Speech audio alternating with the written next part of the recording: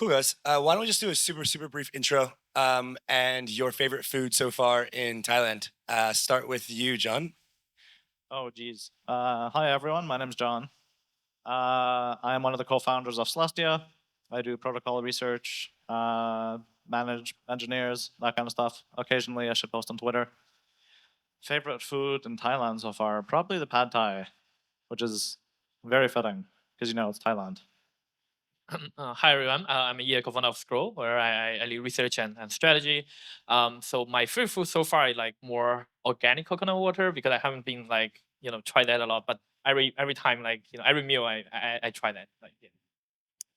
Hi, I'm Ed from Off Chain Labs, developers of Arbitrum. And my favorite food so far has been the amazing fresh fruit. And my name is Alex. I'm the founder of ZK Sync, and my best food in Thailand so far was Japanese. Awesome. And I'm Andy from the Roll Up, and my favorite food has been the mango and sticky rice. So props to you, Ed, as well. Cool, guys. Well, thanks for being here. And to kind of start us off, I just want to run through the past of where rollups have came from. And one of the big structural changes since the advent of Arbitrum and Optimism in 2020, 2021 has been the ease of ability to launch new rollups. And that's been like the biggest breakthrough, I think, for rollup teams, the advent of rollup as a service providers, rollup clusters, and really just like reducing the cost to launch new chains. And obviously, we have data availability providers like Celestia that also help out with that. What are some of the second and third order consequences that we've seen so far as a result of this ease of launching new chains? And what are some that we may not have seen yet but are coming? So, John, why don't we start with you there? Sure. So I guess the first order effect would be that if it's easier to launch a rollup, more rollups get launched, which is that we see L2B. There's like a whole bunch of them. I don't even know the number now of rollups that have launched or that are going to launch. But I think the thing that affects the end user the most is that with the increasing solutions for secure data availability, such as Celestia, such as EIP 4844, the cost for users has decreased dramatically, right? From pre-EIP 4844 and pre-Celestia days, that allows substantially more users from countries that are potentially less financially or less, the I don't want to say third world countries, but rather countries that are less developed.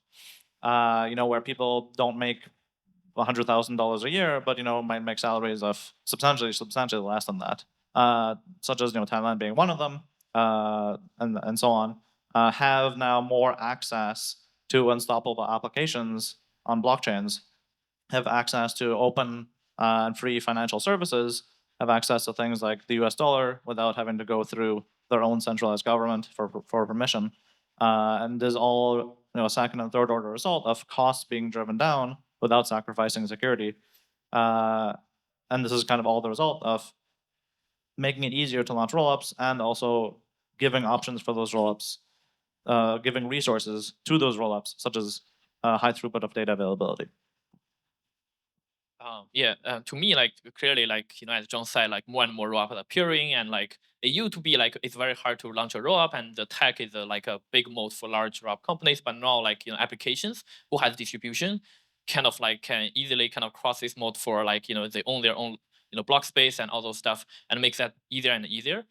So I think the second order impact is that what I can see and what I hope to see more is like the development like velocity for changing like adding new precompiles and like adding more experimental features like to certain rollup is becoming more and more like because the rollup is getting more modular and like you can easily add new features and kind of like justify the protocol to kind of support very different thing, and which is a good thing for the whole industry because like even for like larger rollup they can kind of pick up like which feature and has been battle tested and like into the mainnet to kind of enrich the other features. I think that's one thing which I think is a very positive impact to kind of like improving like how fast like you can build new features and iterate and like make that better.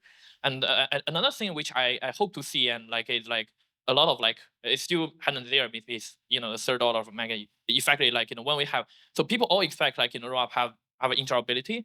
But right now it's still like very bad, or like it rely on shared governance or whatever, and people expect ZK to have like really real-time proving and having layer one like single source of finality, but that won't really come very very fast. So the compatibility is still very very bad. It's still a narrative, and so I think I hope to see like some like kind of like which like Ed might have different opinion, but like interop is really hard to do with like to be like fully trustless, even with ZK.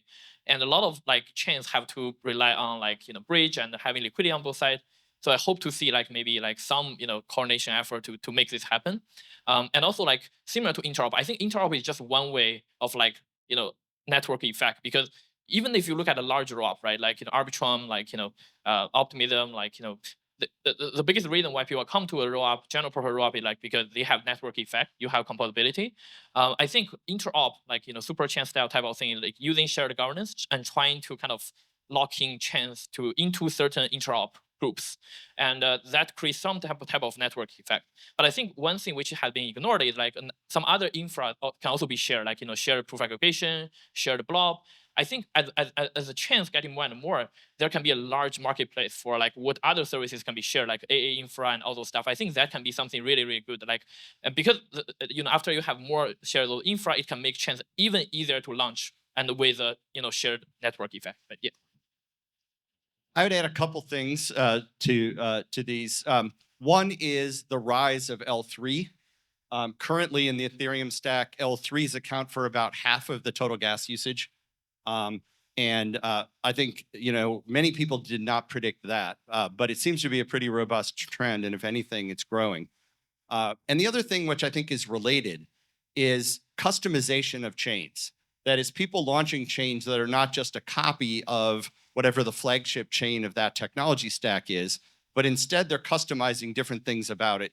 They can be minor things, or relatively straightforward things like custom gas token or a different block time. But you're also seeing people that are optimizing chains for different things, adopting different sort of economic models, and more customization of the core code. And I think that will grow.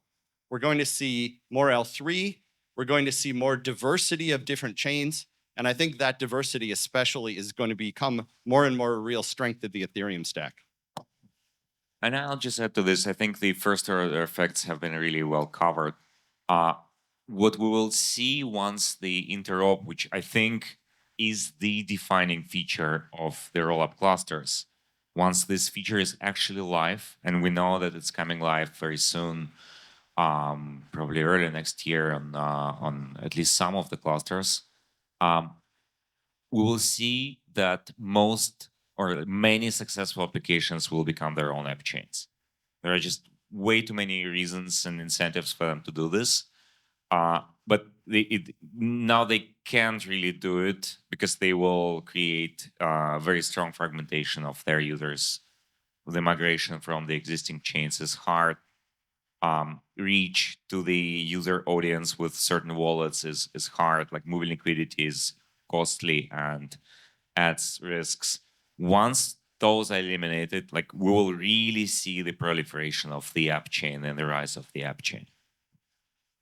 Yeah, and to kind of expand on what Ed and Yi have said, in addition to customizability, I think there's also been a rise in experimentation in things like LVMs, right? You have Arbitrum Stylus, you have Eclipse's SVM, stuff like this, which are like the absolute extreme of customizability, which is that's actually experimentation with something that's completely new that we didn't see before.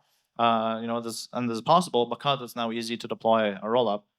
And experimentation is good because the third order effect of this is that we can experiment, find new things, and then incorporate the new things that are good that we find into other parts of the ecosystem. So it's a very positive sum game of experiment and find the things that can benefit everyone. Awesome. So I think one core property here is this growth of rollup clusters. Like this has been, it's in the best incentives of some of these larger rollup ecosystems to build their own shared interop, to facilitate an ecosystem for builders, and it also just makes sense to be able to build these kind of like fiefdoms, if you will. I worry that we're building walled gardens and that we kind of have to think about how to put these bringing these together and kind of break these down. But I want to get spicy. This was not on the questions list. Ed and Alex, how do you guys think about the Elastic Chain and ZK stack and the Arbitrum Orbit stack, specifically around collaborative for growing Ethereum, but also direct competition, where recently Treasure DAO, one of the biggest Arbitrum games and chains, shifted over to ZK stack. How do you guys kind of balance this like juxtaposition of building Ethereum together versus like trying to win the best builders for your individual stacks? I think what's happening now is we're looking to grow the pie much more than we're looking internally to play zero-sum games.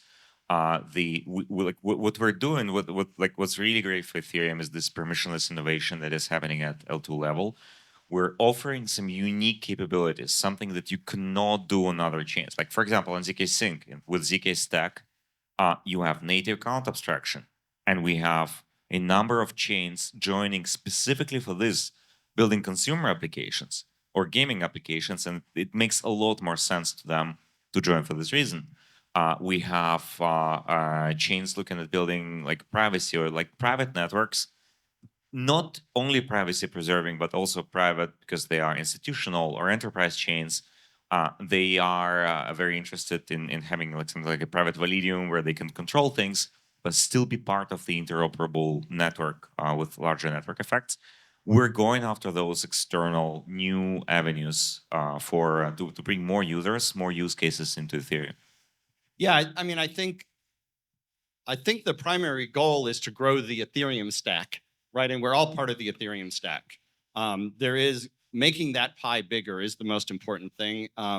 You know, there is some diversity of approaches. You know, using different stacks or different arrangements has different pros and cons. I think that diversity and that you know, sort of friendly competition is important to getting to success. The idea that we would try to cram everything into a single framework, try to cram everything into single governance, to me is exactly the opposite of what we should be doing. Appreciate it. Another one that's just kind of came to top of mind that we were chatting about earlier was about the recent proposals for improving the L1. And Ed, we spoke on the panel yesterday about some of the largest 20 hours ago. Like the big problem with L2 interop right now is that basically we need to have the interoperability between different L2s to be able to be verified within the 12-second slot time on Ethereum, and then finalized over that 12 to 18-minute period in a trustless way is the big kind of kicker there of the other three kind of factors. What are your guys' takes from the roll-up perspective on improving Ethereum L1, specifically Justin Drake's ideas or other ideas that would improve the L2 experience for users? Anybody can take a stab at it. Oh, okay. I guess I'll go. Yes. Yeah. Sorry. Go ahead, John. Okay, sure. I guess I'll go. I guess the way Ethereum currently is, I didn't watch the panel yesterday, so I don't have the context. but I guess the way Ethereum currently is, you know, with the EVM, it doesn't exactly have any native support to encourage interoperability, bridging, and so on with the rollups, right? So obviously, now that we know that we're going in the direction of L2s are a thing, L3s are a thing, if you can improve the L1 to support natively this kind of bridging and interop, I mean, why wouldn't you? That's obviously a good thing to do. Those, you know, various trade-offs, nuances, and so on, and actually choosing specific things. But you know, Ethereum as it is today, you know, is missing some of these features. But you know, if you go in the direction of Beam, or in Celestia's case, right, there's a concept known as lazy bridging, right, which is essentially natively supported interop and bridging. Then of course this is substantially beneficial to a world that is, or like a blockchain architecture that is focused around layer 2s being and layer 3s being a thing. Yeah, from my view, I think it like you can align on certain standard, which I think all the layer 2 are trying to do, like, you know, certain standard for messaging and how you do the cross-chain communication. But like my personal, like, you know, view, like, you know, I think it will be really hard to have like a really amazing level of interop between different chains, because that like different stack is designed like in a way that like they have very different design philosophy. Like for example, like certain interop rely on like reading layer one data and like using that as pre-confirmation because you can't revert that. But if you use state diff, which means like other rollup can't just trust like the certain state diff you posted, which might be a blocking factor for other rollup to actually having faster finality. And a certain rollup is either to upgrade to ZK, but certain rollups are not, right? Because it's like you have more complete bridge design. So I think it takes a very long time to kind of for major rollup to really have like that really amazing like interoperability, unless like it's I think it will start with some like like a RIP, EIP to kind of like really standardize the communication, and then later into a stage where I think it's just like either like everyone moving to changing some of their design philosophy to be interoperable with others. But right now, I don't think like the interop. There's a very very clear benefits to have that amazing like because I think every kind of large chain they have very solo ecosystem which interop pretty fine with Arbitrum has their own swap, Scroll has their own swap decks, and which the user experience is pretty good. And you don't have to kind of like have this interop between different chains to kind of do that if you are a large enough ecosystem. So I think it takes a very long time, but within a rollup cluster, it might be possible because you can put other trust assumptions on like certain gadgets, TEs or whatever to simulate real-time proving or something like that, and having sub Ethereum block time. But it's very hard to extend to general purpose like because the philosophy is just very different. So I think in terms of what L1 can and should do, it's important for L1 to focus on the sort of fundamental metrics, things like block time and finality time, as well as issues around censorship in particular. As if L1 improves on all of those in all of those ways, it helps all of us. It helps L2 and it helps L1 users. The thing I think that there is a trap though that L1 could fall into, which is to try to essentially build L2 infrastructure for the L2s. And and the reason this I think doesn't make sense is first of all that L1 is slower moving in how it changes and adjusts. And of course that's appropriate because L1 is the security foundation of everything we all do, right? And so it should be more careful, move more slowly, and be more conservative in terms of innovation, right? But also, I think the diversity of approaches among L2s is actually quite important. And if you try to enshrine one approach into L1, I think you cut off a lot of really valuable innovation. So, as far as interop goes, I think there is certainly space for more research about how best to do that. If you look at the solutions that are proposed now, it seems to me that L1 can best help with interop by just having fast block time, fast finality, and reorging less. I fully agree with this. Well, I have just one ask for core developers: make Ethereum cypherpunk again. Like, this is one thing that you can only do on layer one is to increase resilience of the protocol. Everything else we can experiment, as Ed said, on the L2s. Like we can have centralized sequencers with super low latency, super high throughput, inheriting security from Ethereum. But if you compromise censorship resistance, resilience, centralization of the sequencing, like giving up on home stakers and like this kind of things, there's no way to put them back. Like if we end up with a single builder producing all the blocks for Ethereum, and then this builder is compromised for like really regulatory reasons or political reasons or technologically, like with one tactical strike on the data center anyway, it's like there's nothing we can do there. But L2s will survive even if you destroy the L2 sequencers, because they are designed this way. This is why we want to reach stage 2s. So like L2s are a lot more a lot less fragile in a way than layer one, and it should be hard, and it should harden and stay cypherpunk. Awesome. I think there is a broad risk in the space that we're running right now that the future of Ethereum L2s becomes like Coinbase Base, Kraken, or other large L2s that have like 80 to 90% of this kind of total usage. And then there's like this Pareto distribution of like the bottom long tail 10% But on the flip side, I think that the Ethereum community should be striving for a much more balanced distribution of usage and activity and TVL across likely hundreds of different L2s.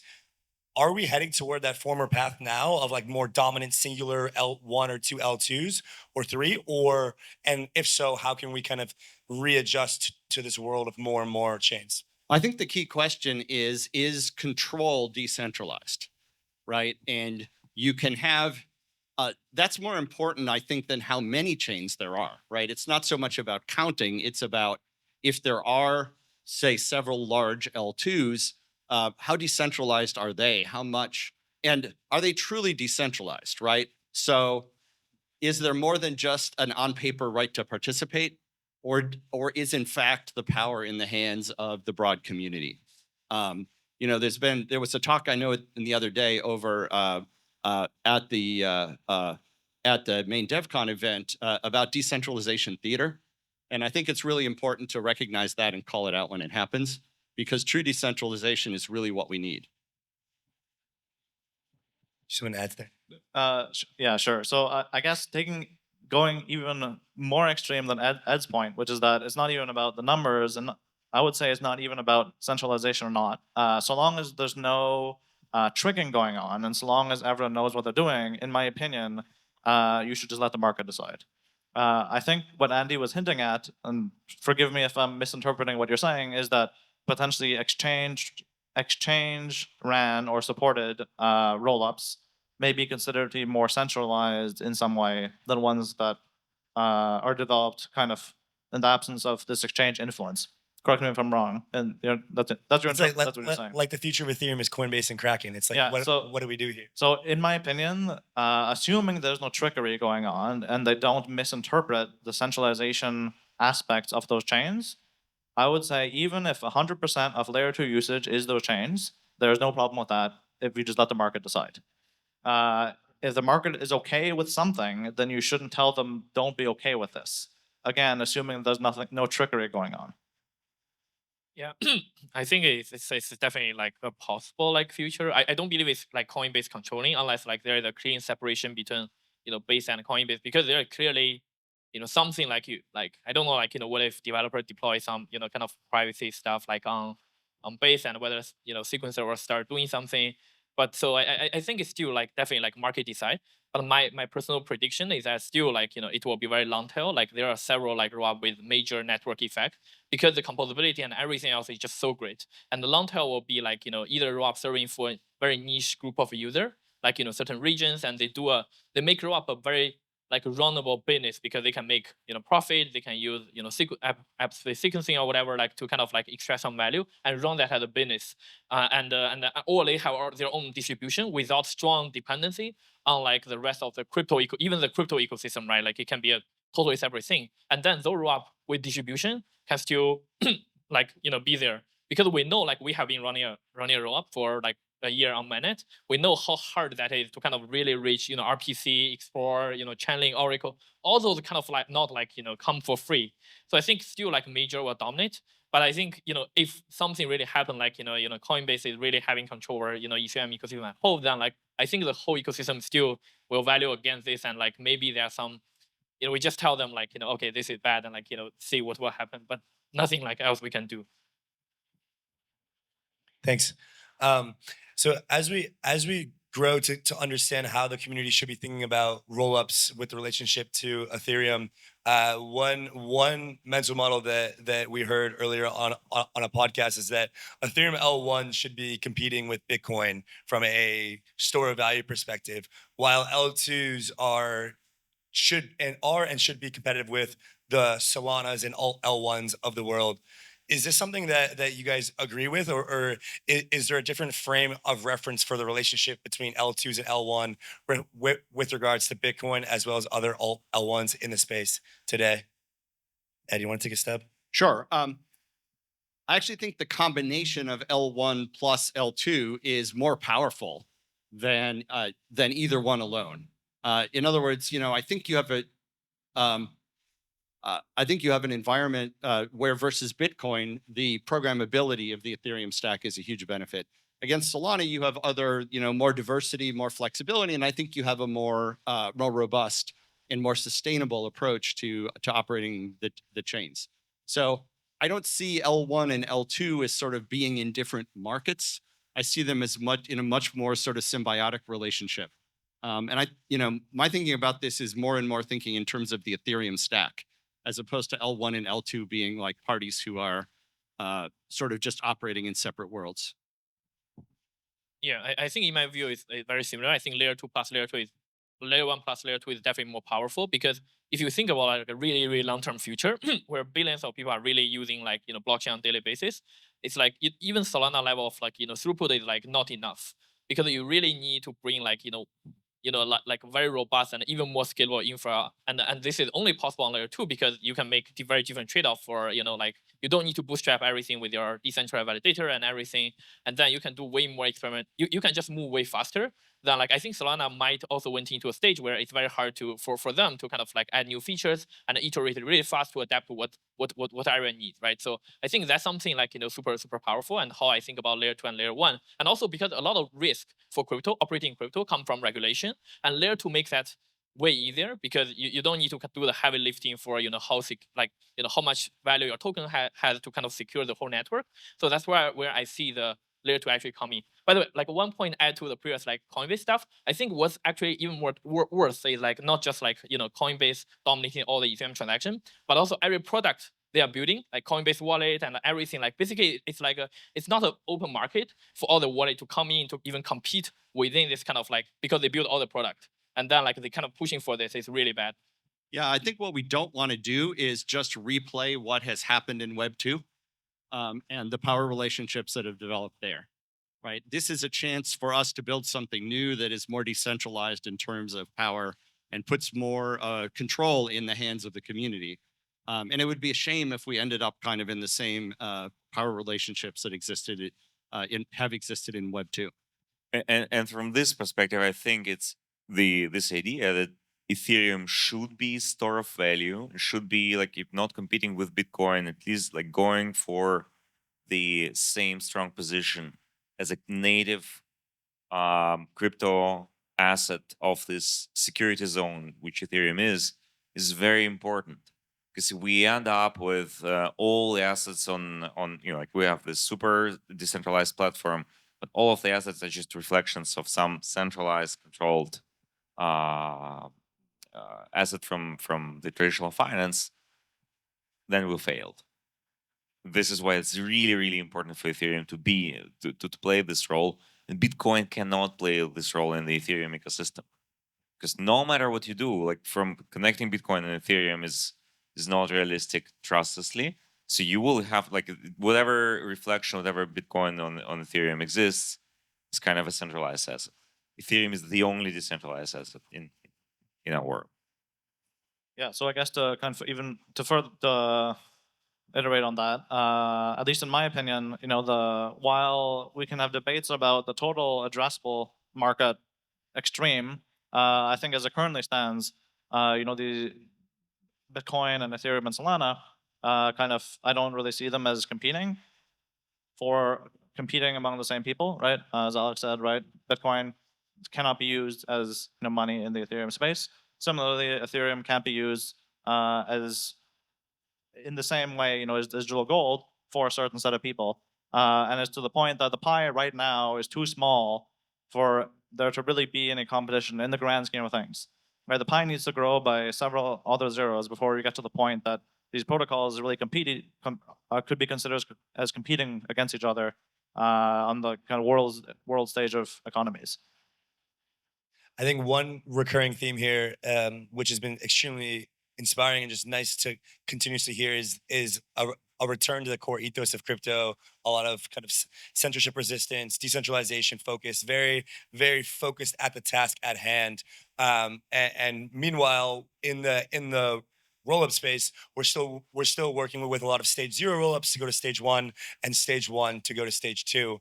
And so as we kind of go through these transition, guys, over the next 12, 18, 24 months, what are some of the considerations that each of you are making for further solidifying the censorship resistance as well as decentralization of your individual L2, as well as the broader stack that is built on top of it? And Alex, maybe you can So this is a priority for us at ZK because it aligns very tightly with our values. What we've done so far is we implemented multi-proofs with DE that have now run for every block in production alongside the ZK proofs, and eventually you probably want something like multiple ZK proofs running in parallel so that you really harden the proof system that secures the core engine of your networks. And we're working towards actually implementing the the stage one mechanisms that are required to stage one, like the priority queue. And they must be in production for a while, get to some degree of ossification before we can move to stage two, because it's very tricky to you want to maintain this balance between being able to respond to security problems, issues, bugs, whatever, or threats, and um, um, like getting to immutability that people desire. Sure. In terms of censorship, this is obviously important, and it's something that for us has been a major factor motivating our design from the beginning. And we're continuing to work on this. Arbitrum has always given a guarantee against censorship. That assuming the L1 is censorship free, that you could definitely get your transaction in. And then the metric for improvement is how quickly can you do that in a way that is robust. And we're continuing to work on that. The next big step forward is the coming of decentralized sequencing. And we have this joint project, Off-Chain Labs, with Espresso Systems, and that is under development. And that gives you a situation where there's no one party or small set of parties who have the power to delay the inclusion of your transaction. And that's really important. But we can't forget, actually, that L1 has issues with censorship. And L1 gives very weak guarantees of inclusion, which is a significant, I think, design issue for a lot of L2s. So I also want to echo something Alex said about this idea that immutability is the goal, which I don't think it really should be even, right? Because we want to keep improving these systems and responding to new needs and new discoveries. So the ability to evolve the system and continue to do that in a way that is community governed and responsible is really the key, rather than trying to get to immutability. One of the big differences between Bitcoin and Ethereum is that Bitcoin is effectively immutable. It does this one thing, and it does it fine. But Ethereum has been evolving more organically and continues to improve. And a lot of the exciting things happening in the Ethereum stack are things that would never have happened if Ethereum had frozen itself years ago. I don't see a future where this progress and improvement stops. So it's important that we actually maintain the ability to continue to evolve and grow these systems. But the key is how that's controlled, right? Community control and a responsible process so that you actually know what you're doing and why. And that's really where we should be going. So I just want to add to this, like what I use the word immutability in the narrow technical sense, which means like in practice it translates to hardness of commitments. You obviously want evolution of these networks. You want the governance to be able to decide and to push them forward, or the community to push it forward. What you don't want is the governance being able to override any hard mathematical programmable code at any point of time, which completely erases your ability to rely on these commitments.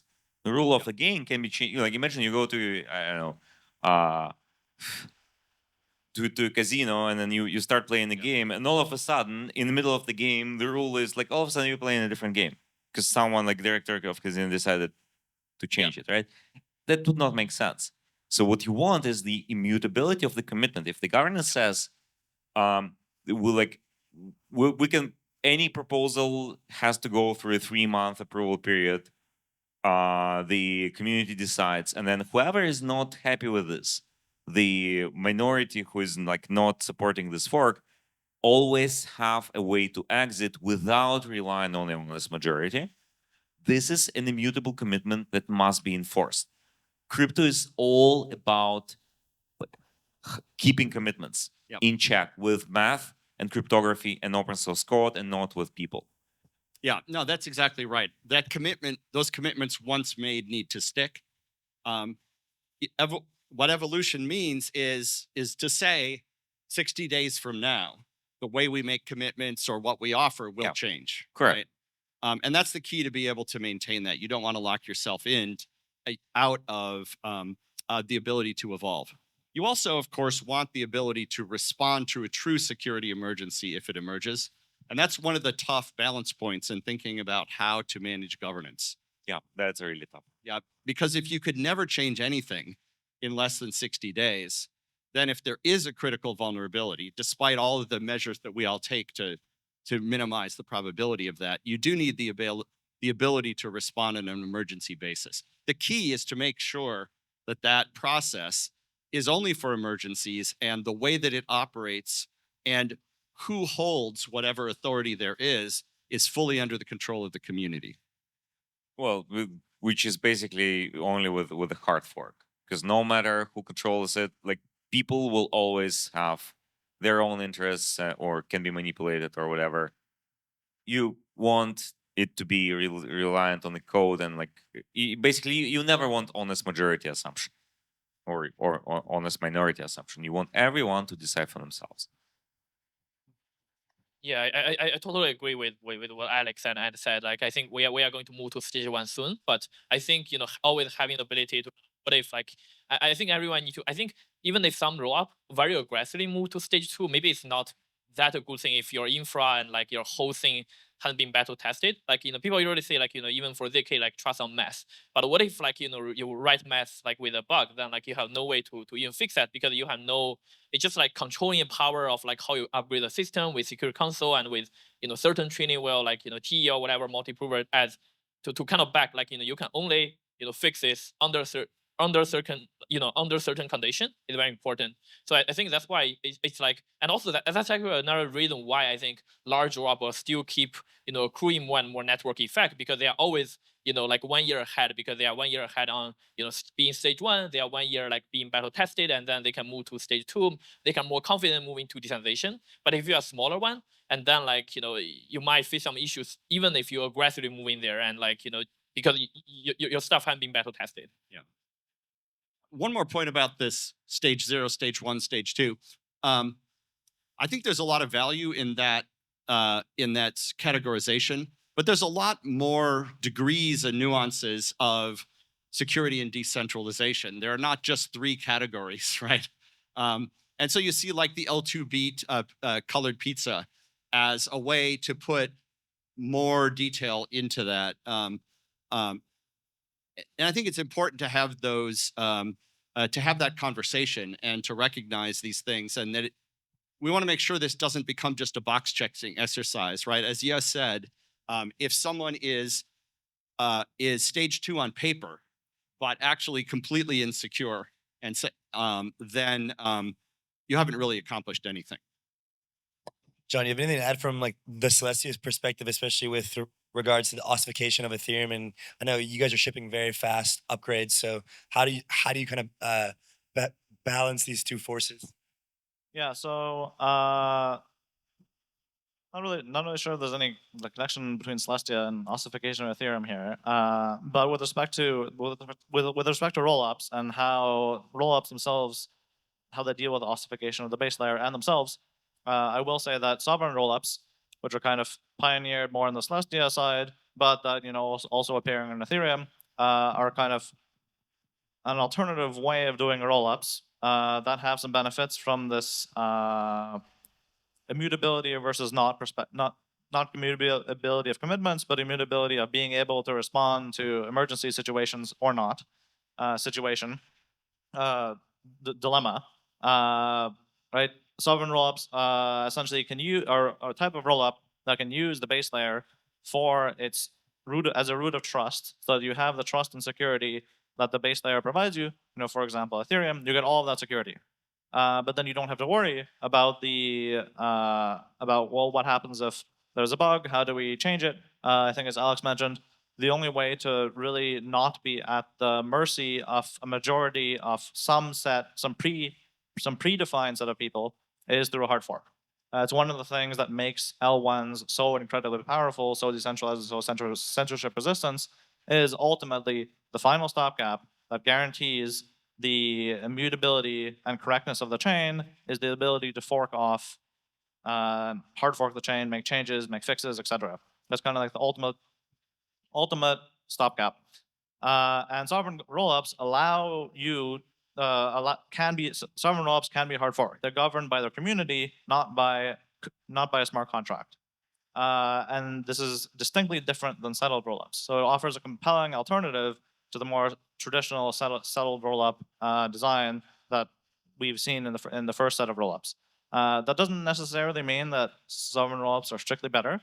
They do come with their own trade-offs, but it is an alternative. And as we mentioned earlier in the panel, the nice thing about the L2 roadmap and direction is the ability to experiment. Right, people can launch sovereign rollups, they can launch settled rollups, and we can let the market decide on which one actually provides not the better guarantees, but the better product for them. Thanks, guys, so much. Let's give them a round of applause for a great panel. Thank you, guys.